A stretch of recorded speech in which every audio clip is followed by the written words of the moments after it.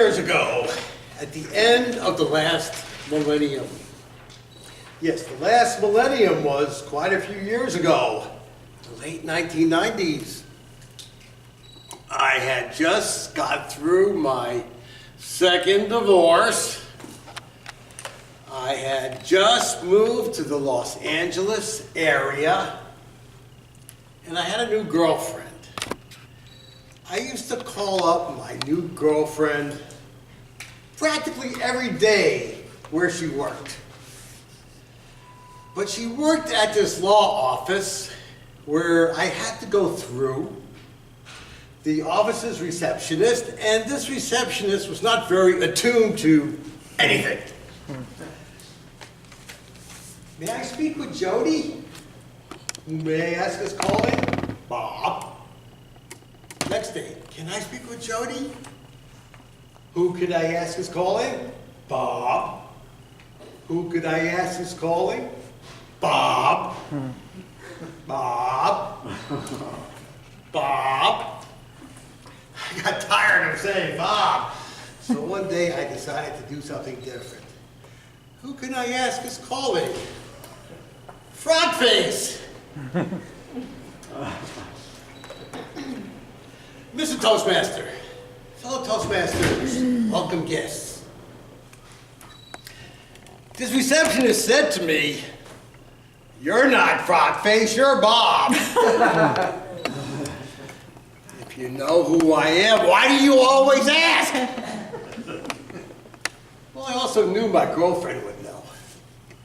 Because a couple of days, a couple of nights previous, I had this very strange dream. I was walking down this carnival midway, and there was this carnival barker.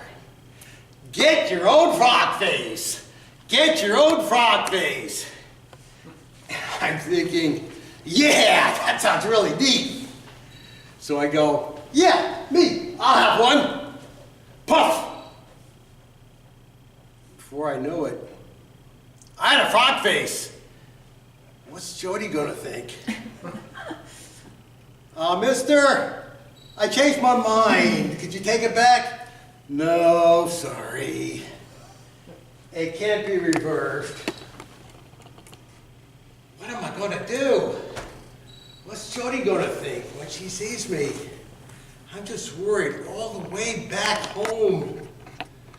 Jody meets me at the door.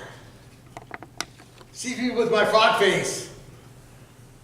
She screams, "Ah!" And she runs away. "No, Jody, please don't go." Oh, I was so upset. I woke up. My heart was pounding.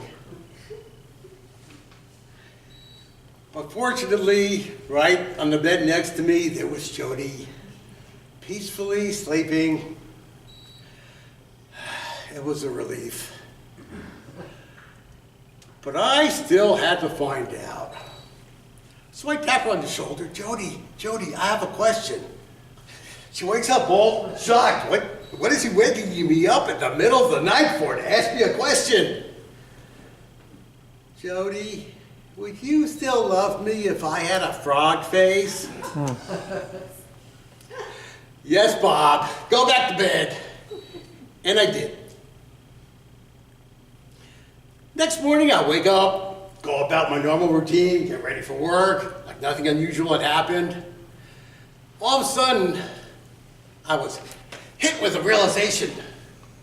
Now, have you ever seen the cartoons where the main character is just kind of walking along, not a care in the world, and suddenly they realize something, and you get the sound effect, boing, yoing, yoing, yoing, yoing, yoing. And the cartoon character freezes in midair, both feet off the ground. Well, I felt that's like what happened to me. But you see, I'm not a cartoon character, so I fell down.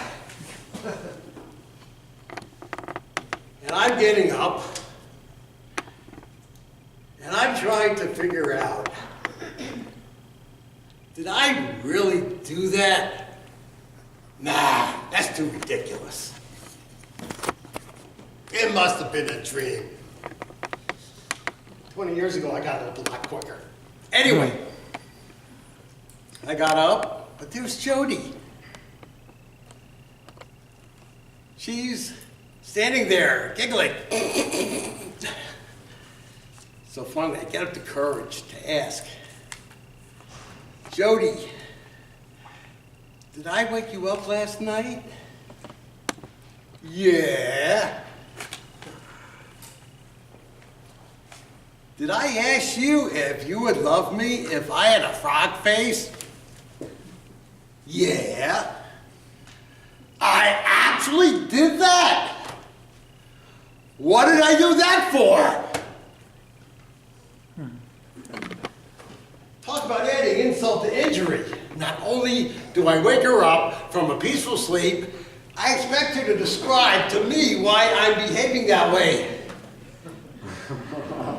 Okay, Jody, you don't have to answer. But didn't you find that kind of strange? Coming from you? No. A couple years later, Jody and I were married. And unlike my first two marriages, this one has worked. Next month, we celebrate our 16th wedding anniversary.